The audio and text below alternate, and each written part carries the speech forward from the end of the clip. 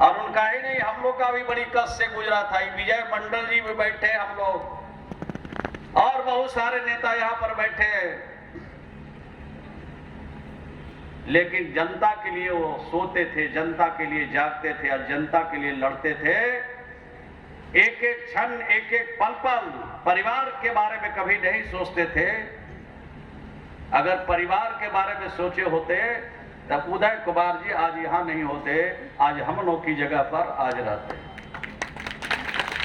जैसे कम लोग होते हैं।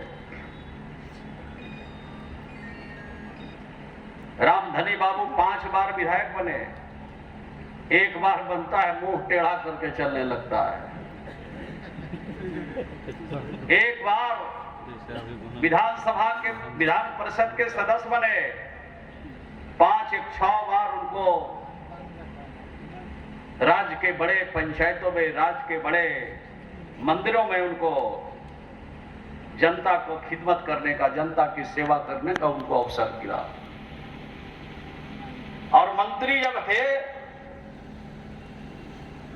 तो कौन व्यक्ति उनके पास नहीं चला जाता था, किसका उन्होंने सेवा नहीं किया होगा।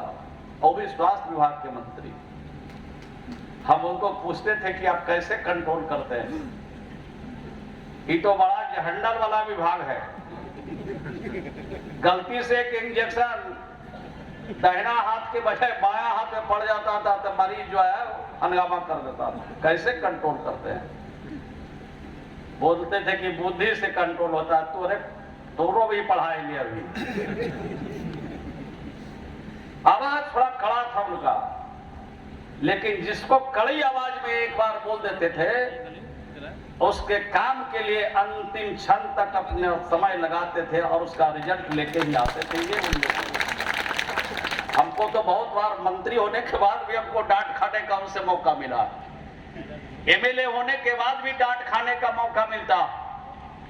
यहाँ बैठे बहुत सारे लोग गवाह भी उनके, कभी कभी जिस पर नाराज हो जाते थे उसकी पैरवी मैं कर देता था। उनको जब खबर लग जाती थी तो बोलते थे कि खबरदार तू इस तरह का काम किया है। तो कभी कभी हम संभाल के करते थे, उनको बता देते थे कि फलानमा आया हुआ है, इसका कुछ काम कर दे कि नहीं कर दे। बोले अब पहुंच गया है तो कर दो, उसका उपाय करो। उदार दिल वाले व्यक्ति थे, बड़े व्यक्तित्व के धनी थे। तो रामधनी बाबू सब नहीं हो सकता। रामधनी बाबू समाज के लिए जीते थे, समाज के लिए चले गए। वो चले गए तो आज पता चलता होगा इस इलाके के लोगों को कि रामधनी बाबू क्या थे।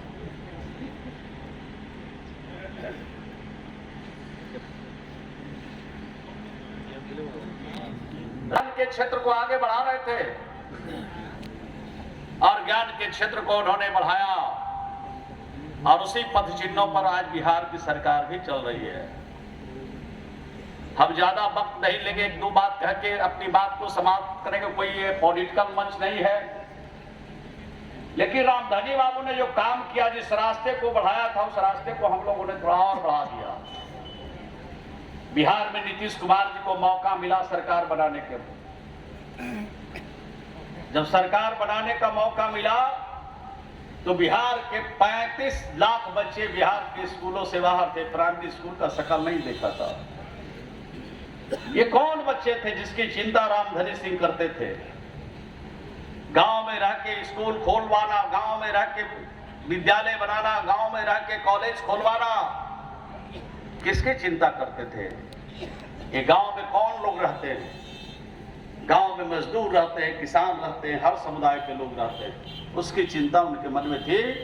तो 15,000 विद्यालय राज्य में हम लोगों ने खोला नीतीश कुमार जी के मुख्यमंत्री बनने के बाद, और 35 लाख बच्चों में मात्र 1% से कम बचे, यानी 70-75 हजार के करीब बच्चे स्कूल से बाहर हैं, जिनको एक माता पिता की कोई रुचि नहीं है। वही बच्चे अब स्कूल से बाहर है। सभी स्कूलों में हमने पहुंचाया। इसमें प्राइवेट स्कूल चलाने वाला का भी योगदान है, यही नहीं कि खाली सरकार का योगदान है।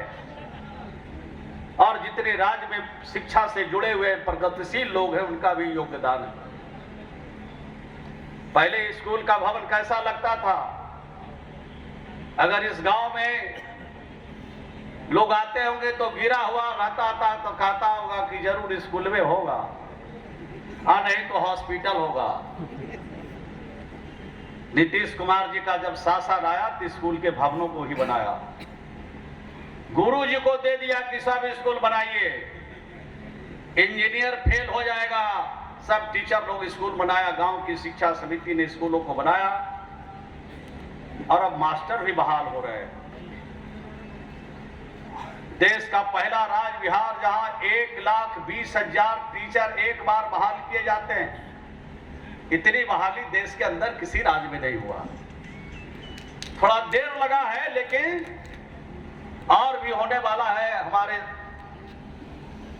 उत्तर प्रदेश से हमारे बहुजन समाज पार्टी के नेताजी लोग आए हुए हैं, राज्यसभा के सदस्य हैं। उत्तर प्रदेश के भी लड़के और लड़कियों को बिहार में हम लोगों ने 14,000 सरकारी शिक्षक में बहाल किया। जो विकसित प्रदेश है देश का, गुजरात के, वहां के भी बच्चों को, बंगाल के भी बच्चों को, आसाम के भी बच्चों को, झारखंड के भी बच्चों को हमने बिहार में सरकारी सेवा में भर्ती करने का काम किया। तो हमको मौका मिला तो रामधनी बाबू का जो अधूरा काम था उस काम को हम लोग पूरा कर रहे हैं धीरे धीरे। कुछ और बचा हुआ है, उसको भी पूरा करेंगे समय आने पर। 1,000 मध्य विद्यालयों को उत्क्रमित करके हाई स्कूल बनाया और जितने राज्य में हाई स्कूल थे पहले से सबको उत्क्रमित करके 10+2 विद्यालय बना दिया कि अब गांव के जो लड़के हैं, लड़कियां हैं, बच्चे और बच्चियां हैं, उनको 5 किलोमीटर से ज्यादा दूर नहीं जाना पड़े। उनके गांव में, उनके पंचायत में, आसपास में उनके पढ़ने के लिए भी व्यवस्था सरकार ने कर दी। जिस पंचायत में हाई स्कूल नहीं था वहां भी बना दिया और जहां पर 10+ उच्च विद्यालय था उसको 10+2 करने का काम हम लोगों ने किया। और शिक्षा के क्षेत्र में कितना गुणात्मक परिवर्तन हुआ। पहली बार जब नीतीश कुमार जी बिहार के मुख्यमंत्री बने थे उस समय बिहार में एक साइकिल योजना चलाई गई थी और जब साइकिल योजना चलाई गई थी उस समय मात्र 1,70,000 लड़कियां नवम क्लास में पढ़ती थी। आज एक बड़ा बीमारी जो कोरोना वाला बीमारी आया उसके 2 साल पहले के जो आंकड़े हैं, नवम क्लास में पहुंचने वाली लड़कियों की संख्या 9.25 लाख के करीब पहुंच गया और लड़कों की संख्या को भी अगर हम लोग जोड़ दें तो लगभग 19.5 लाख बच्चे नवम क्लास में हम लोगों ने पहुंचा दिया। तो ये गुणात्मक परिवर्तन हुआ शिक्षा के क्षेत्र में। हमारे बच्चे, ये सरकारी स्कूल के आंकड़े, प्राइवेट का जोड़ेंगे तो और ज्यादा हो जाएगा। ये कौन बच्चे हैं, ये कौन किसके घर के बच्चे हैं जिसकी चिंता रामधनी बाबू करते थे कि गांव के बच्चे पढ़ेंगे, गांव के बच्चे ज्ञानवान बनेंगे, उनको नई रोशनी देंगे तो गांव खुशहाल होगा, इलाका खुशहाल होगा, राज्य खुशहाल होगा। वही काम हम लोगों ने किया और खासकर की लड़की को शिक्षा देने में और भी हम लोगों ने काम और भी बेहतर किया। अब साइकिल पर अगर लड़का लड़की चलती या घर से निकलती है स्कूल के लिए, स्कूल से जब घर आती है तो कुछ को पहचानता नहीं है रास्ता में कि कौन गरीब का है, कौन अमीर का है, कौन किसान का है, कौन मजदूर का है, कौन दलित है, कौन स्वर्ग है, कौन पिछड़ा है। ये कोई पहचान नहीं करता है। कोई खास आदमी पहचानते होंगे जो बहुत निकट से उनके घर और परिवार को जानते हैं। ये काम हम लोगों ने किया। बिहार देश का पहला राज्य है जहां किसी जाति, किसी धर्म और किसी मजहब की बेटियां अगर मैट्रिक में फर्स्ट डिवीजन से पास करती है उनको हम लोग 10,000 रुपया उनको मुख्यमंत्री प्रोत्साहन राशि देते हैं। इंटर पास करने पर 25,000 देते हैं, लेकिन लड़की शादीशुदा नहीं होनी चाहिए और ग्रेजुएशन करने पर 50,000 रुपया हम देते हैं उन बेटियों को, चाहे किसी धर्म और किसी मजहब की बेटी हो। ये काम हम लोगों ने किया। रामधनी बाबू तो शिक्षा का ही अलग जगह रहे थे, चाहते थे कि ज्ञान बने समाज, ज्ञानवान बने लोग। तो ये काम हम लोगों ने किया। और जो गरीब घर है, जो किसान है, मजदूर है, किसी जाति किसी धर्म के बेटा हो बेटी हो, आगे पढ़ना चाहता है, डॉक्टर बनने के लिए, प्रोफेसर बनने के लिए, वकील बनने के लिए, कलेक्टर बनने के लिए, दरोगा बनने के लिए, उनको 4 लाख रुपया का स्टूडेंट क्रेडिट कार्ड भी देते हैं कि बिहार का बच्चा अगर बिहार में पढ़ना चाहे तो बिहार में पढ़े, दूसरे राज्य में भी पढ़ना चाहता है तो दूसरे राज्य में पढ़े। ये काम हम लोगों ने किया। देश का पहला राज्य बिहार है जहां स्टूडेंट क्रेडिट कार्ड देते हैं और 100% गारंटी बिहार की सरकार लेती है। जो बच्चा अप्लाई करेगा उनको स्टूडेंट क्रेडिट कार्ड का लाभ मिलना है। ये काम हम लोग करते हैं। अंत में आप अपनी बात को समाप्त करते हुए, देश का पहला राज्य बिहार है जहां महिला सशक्तिकरण की दिशा में सबसे बेहतर काम हमने किया। 30,000 लड़कियां आज बिहार में पुलिस की नौकरी में भर्ती किया। इतनी भर्ती देश के किसी राज्य में नहीं हुआ। तो हम लोग तो शिक्षा के क्षेत्र को आगे बढ़ाया, शिक्षा के क्षेत्र को आगे बढ़ाने में कामयाबी हासिल किया। यही रामधनी बाबू की सोच है। रामधनी बाबू के सपनों को बिहार की सरकार और हम लोग मिलकर के साकार करने में लगे। हमारे नेता नीतीश कुमार जी कहते हैं हमेशा कि बिहार की हवा में, बिहार की मिट्टी में इतनी तासीर है कि बिहार के बच्चों के इम्तिहान नीचे कौन कहे आसमान पर भी अगर ले ले तो बिहार का बच्चा कभी नंबर 2 नहीं, हमेशा फर्स्ट करता है। ये बिहार की हवा में और बिहार की मिट्टी में ताकत। इस ताकत को समझने की जरूरत है।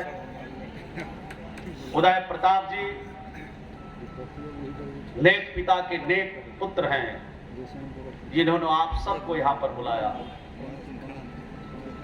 और आप धनी बाबू से कितना लोगों का लगाव है। जितने लोग आ रहे हैं, जितने लोग जा रहे हैं, जितने लोग यहाँ बैठे हैं, ये सब लोग रामधनी जी बाबू को चाहने वाले लोग हैं। उदय प्रताप जी अच्छा काम करते हैं, नेक काम करते हैं। जब मिलते हैं तो कभी अपने परिवार के बारे में नहीं काम बोलते हैं, जिस तरह से रामधनी बाबू समाज के बारे में सोचते थे। जब ये मिलते हैं तो इलाके के उत्थान की बात, इलाके की तरक्की की बात, लोगों की खिदमत की बात, लोगों की सेवा की बात करते हैं। तो जो सेवक है और सेवा करना चाहता है